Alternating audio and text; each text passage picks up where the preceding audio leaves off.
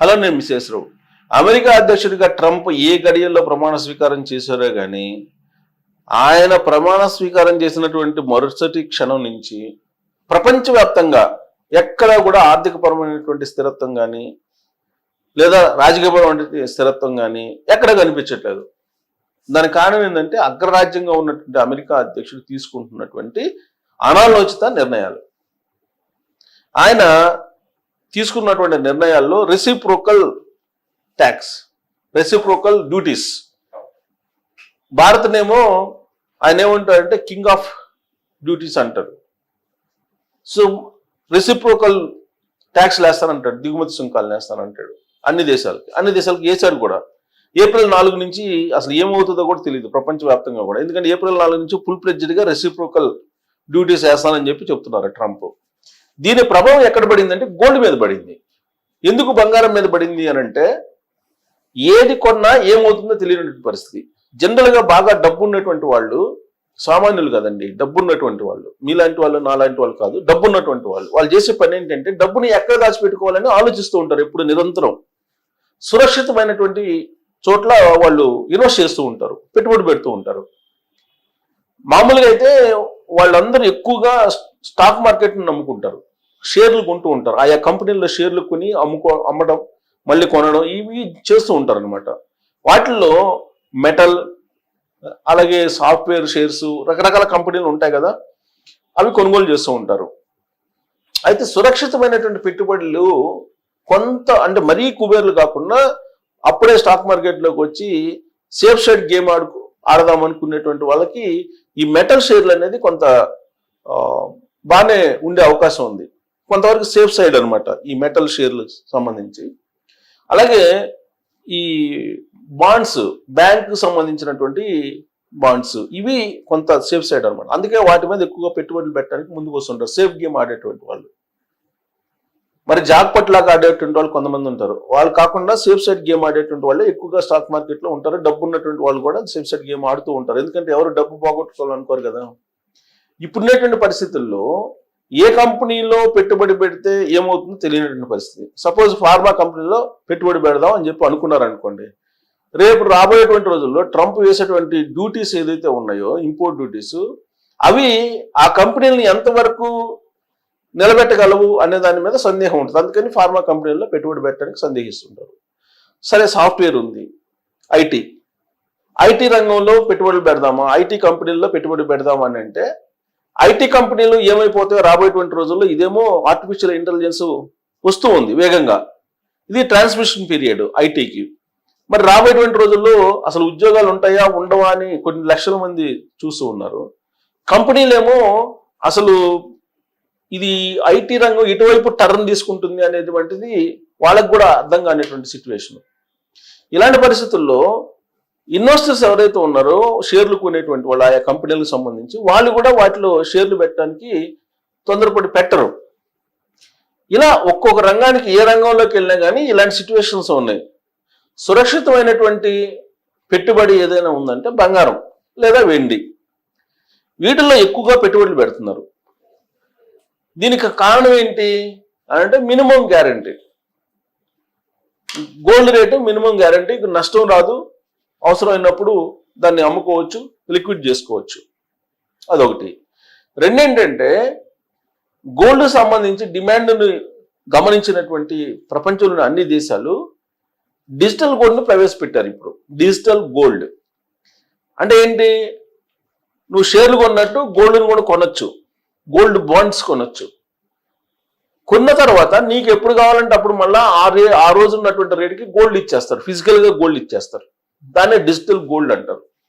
ఇప్పుడు మనం కరెన్సీని ఏ విధంగా అయితే మనం ట్రాన్స్ఫర్ చేస్తున్నాము డిజిటల్ మోడ్లో, ఫిజికల్గా మనకు ఏదో ఒక వస్తువు వస్తుంది అనమాట. మనం డిజిటల్ మోడ్లో పేమెంట్ చేస్తే, ఇప్పుడు ఈ అమెజాన్లోనో లేదా ఫ్లిప్కార్ట్లోనో లేదా ఇంకో దాంట్లోనో మనం అమౌంట్ డిజిటల్గా పే చేస్తాం కదా. పే చేసినప్పుడు ఫిజికల్గా ఉండేటువంటి వస్తువు మన దగ్గరికి వస్తుంది. అలాగే మీరు డిజిటల్లో పెట్టుబడి పెట్టి డిజిటల్ గోల్డ్ అనే దాంట్లో ఇన్వెస్ట్ చేస్తే రాబోయేటువంటి రోజుల్లో దానికి సరిసమానమైనటువంటి గోల్డ్ మీకు వస్తుంది ఆ రోజు ఉన్నటువంటి రేట్ ప్రకారం. ఇదొకటి ఇప్పుడు ప్రపంచ దేశాలన్నీ అమలు చేస్తున్నాయి. రెండు, ఫిజికల్గా అసలు గోల్డ్నే కొనుగోలు చేయటం. గోల్డ్ కొనుగోలు చేయటం అనేది ఒక పద్ధతి. అయితే ఇప్పుడు గోల్డ్ ఎవరు కొనుగోలు చేస్తున్నారంటే ప్రభుత్వాలు కొనుగోలు చేస్తున్నాయి, వినియోగదారులు కొనుగోలు చేయట్లా. వినియోగదారులు ఆభరణాలని కొనుగోలు చేయటం లేదు. ఇది అఫీషియల్ గా షాపులు, జ్యువెలరీ షాపులు వాళ్ళు చెప్తున్నటువంటి మాట. ఆభరణాలు ఎవరు కొనుగోలు చేయట్లా, కానీ గోల్డ్, బిస్కెట్స్ ఇవి కొనుగోలు చేస్తున్నారు. ఎవరు కొనుగోలు చేస్తున్నారంటే కుబేర్లు కొనుగోలు చేస్తారు. అందుకే ఇప్పుడు ఇంపోర్ట్ పెరుగుతుంది, అలాగే గోల్డ్ రేటు కూడా ప్రపంచవ్యాప్తంగా పెరుగుతుంది. ప్రపంచవ్యాప్తంగా గోల్డ్ రేటు పెరుగుతుంది. ఇండియాలో ఇప్పుడు 10 గ్రాముల బంగారం 90,000 దాటింది, 90,000 దాటింది. లక్ష దిశగా వెళ్ళేటువంటి అవకాశం ఉందని చెప్పి అంచనా వేస్తూ ఉన్నారు. మరి ఈ పరిణామం ఎందుకు వచ్చింది అని అంటే, అమెరికా ఫెడ్ ఏదైనా సరే అమెరికా తీసుకునే నిర్ణయం మీద ఆధారపడి ఉంటుందండి. మన గోల్డ్ రేట్ అయినా లేదా ఇతర వస్తువులైనా అమెరికా తీసుకునే నిర్ణయం మీదనే మనకు సంబంధించినటువంటి జీవనం ఆధారపడి ఉంది. అది అగ్రరాజ్యం కావటం, డాలర్ మీద మనందరం ఆధారపడటం అనేది ఇది కారణం. సో ఇప్పుడు అమెరికా ఫెడ్ అంటే మనకి సెంట్రల్, మనకి ఏదైతే ఆర్బీఐ ఉందో అలాంటిది అమెరికాకి ఫెడ్. అమెరికా ఫెడ్ ఏం చేస్తుందంటే ఇంట్రెస్ట్ రేట్లు తగ్గిస్తుందని చెప్పి గత 4 రోజుల నుంచి వినిపిస్తుంది. అప్పుడు ఏమవుతుంది, అమెరికాలో ఉండేటువంటి వాళ్ళు లేదా విదేశీ ఇన్వెస్టర్స్ ఏం చేస్తారంటే అమెరికా బ్యాంకుల్లో ఇంట్రెస్ట్ రేట్ తగ్గుతుంది కాబట్టి ఆ అమౌంట్ని బయటికి తీస్తారు.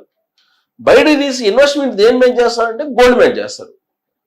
సో అక్కడ ఇంట్రెస్ట్ రేట్లు తగ్గుతాయి అని లీక్ రాగానే గోల్డ్ రేటు విపరీతంగా పెరిగిపోయింది. ఇప్పుడు పెరిగి ఒక్కసారిగా అమాంతం ఇప్పుడు సామాన్యులు అందుకోలేనటువంటి సిచ్యువేషన్కి వెళ్ళిపోయింది. ఇప్పుడు గోల్డ్ యాజ్ ఆఫ్ నౌ ఏంటి దాని పరిస్థితి అని అంటే రిపోర్ట్ మనం చూద్దాము. అసలు ఎంత పెరిగింది, అంతర్జాతీయంగా దీని పరిస్థితి ఏంటి అనే దాని మీద మనం చూస్తే అసలే Trump duties, import duties, 2 stock market పడిపోవటం, ఎందుకంటే ట్రంప్ తీసుకుంటున్నటువంటి కొన్ని అనాలోచిత నిర్ణయాల కారణంగా.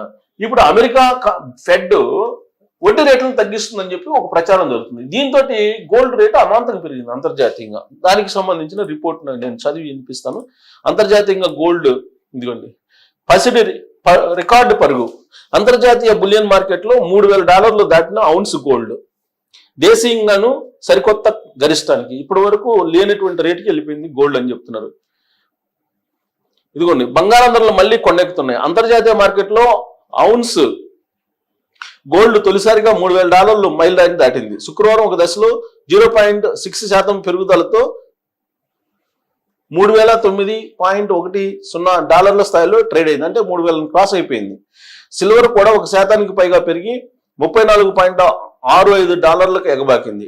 ట్రంప్ సుంకాల వడ్డనతో అంతర్జాతీయంగా పెరిగిన వాణిజ్య ఉద్రిక్తతలతో పాటు అమెరికా ఫెడరల్ రిజర్వ్ వచ్చే సమీక్షలో ప్రామాణిక వడ్డీ రేట్లను మరింత తగ్గించవచ్చన్న అంచనాలు తాజాగా గోల్డెన్ ర్యాలీకి ఆజ్యం పోసాయి. అది అమెరికా ఫెడరల్ రిజర్వ్ బ్యాంకు అంటే మనకు ఆర్బీఐ లాగా అమెరికా అది వడ్డీ రేట్లు తగ్గిస్తుందని చెప్పి రావడంతో ఒక్కసారిగా బంగారం రేటు పెరిగిపోయింది. సుంకాల వడ్డనతో అంతర్జాతీయంగా పెరిగిన వాణిజ్య ఉధృతులతో పాటు అమెరికా ఫెడరల్ రిజర్వ్ వచ్చే సమీక్షలో ప్రామాణికంగా వడ్డీ రేట్లను మరింత తగ్గించవచ్చిన అంచనాలు తాజా గోల్డెన్ ర్యాలీకి ఆజ్యం పోసాయి.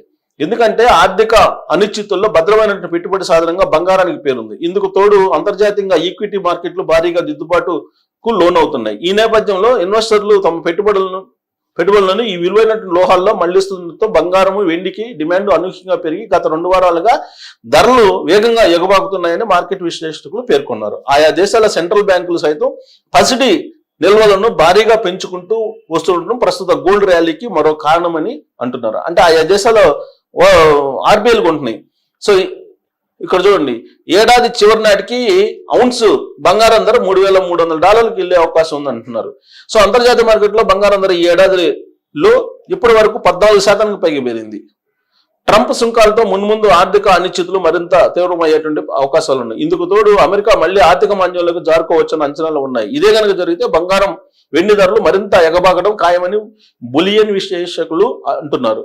వచ్చే వారము గోల్డ్ ర్యాలీ కొనసాగవచ్చని సాక్సో బ్యాంక్ కమోడిటీ విభాగం అధిపతి అన్నారు. ఈ ఏడాది చివరి నాటికి ఔన్స్ గోల్డ్ $3,300 చేరుకోవచ్చని ఆయన అంచనా వేశారు. కాగా అంతర్జాతీయ బ్యాంకింగ్ ఆర్థిక సేవల సంస్థ ANZ ఈ ఏడాది గోల్డ్ టార్గెట్ ను $3,050 అంచనా వేసింది. సో మనకి లక్ష దాటిద్దా లేదా, ఇది పెద్ద ఇష్యూ. మనకి అసలు లక్ష దాటి వెళ్ళే అవకాశం ఉంది ప్రచారం జరుగుతుంది. అంతర్జాతీయ మార్కెట్ ట్రేడ్కు అనుగుణంగా దేశీయంగాను పసిద్ధత సరికొత్త జీవిత కాల గరిష్టానికి చేరాయి. హైదరాబాద్ మార్కెట్లో 24 క్యారెట్ల బంగారం 10 గ్రాముల రేటు 1200 పెరుగుదలతో దాదాపు 90,000కు చేరింది. 22 క్యారెట్ల లోహం 82,300 పలికింది. కిలో వెండి 1.12 1,12,000కు ఎగబాకింది. బులియన్ విశ్లేషకుల అంచనాల ప్రకారం ఈ ఏడాది చివరి నాటికి అంతర్జాతీయ మార్కెట్లో ఔన్స్ గోల్డ్ $3,300కు చేరితే దేశీయంగా 10 గ్రాముల మేలిమి బంగారం 1,00,000 దాటే అవకాశాలు ఉన్నాయి. నగలపై భారీ డిస్కౌంట్లు, ఇది విచిత్రమైన పరిణామం. ఇది చాలా నోట్ చేసుకోవాల్సిన అందరూ.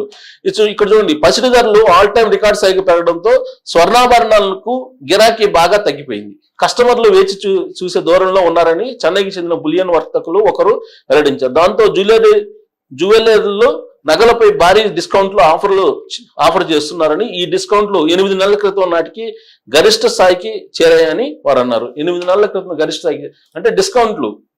ఇప్పుడు విచిత్రమైనటువంటి పరిణామం బంగారం విషయంలో ఏంటంటే, బంగారం ఏమో ధర పెరుగుతుంది, ఆభరణాలు ఏమో కొనటం లేదు ఎవరు.